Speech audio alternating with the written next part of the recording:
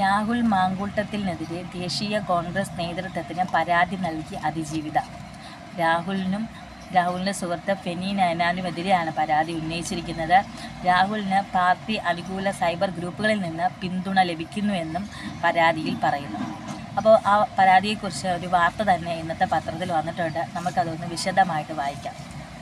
രാഹുൽ മാങ്കൂട്ടത്തിൽ MLAക്കെതിരെയായ മൂന്നാമത്തെ ലൈംഗിക പീഡന കേസിലെ അതിജീവിത രാഹുലിനും സുഹൃത്ത് ഫെനി നയനാനുമെതിരെ കോൺഗ്രസ് ദേശീയ നേതൃത്വത്തിന് പരാതി നൽകി.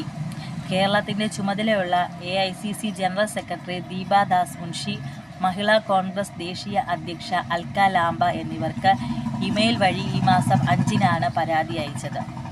വാർത്താ ചാനലിന് രാഹുൽ അഭിമുഖം നൽകിയതിന് പിന്നാലെയാണിത്. രാഹുലിനെ കോൺഗ്രസിൽ നിന്ന് പുറത്താക്കിയെങ്കിലും പാർട്ടി അനുകൂല സൈബർ ഗ്രൂപ്പുകളുടെ പിന്തുണ അദ്ദേഹത്തിന് ഇപ്പോഴും ലഭിക്കുന്നുണ്ടെന്ന് പരാതിയിൽ പറയുന്നു.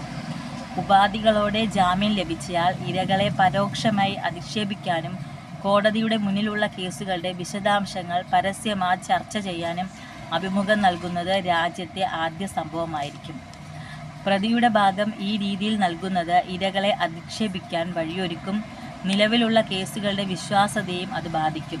ക്രൂരപീഡനം നേരിട്ട അതിജീവിതമാർ ജീവൻ പോലും പണയപ്പെടുത്തിയാണ് കാര്യങ്ങൾ തുറന്നു പറയാൻ മുന്നോട്ട് വന്നത്.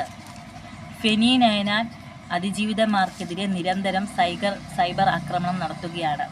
അതിക്രമങ്ങളെക്കുറിച്ച് ഫെനിക്ക് അറിവുണ്ടായിരുന്നു. രാഹുലിൻ്റെ പങ്കാളിയായി അദ്ദേഹം പ്രവർത്തിച്ചുവെന്ന് മറ്റ് 2 അതിജീവിതമാർ വെളിപ്പെടുത്തിയിട്ടുണ്ട്.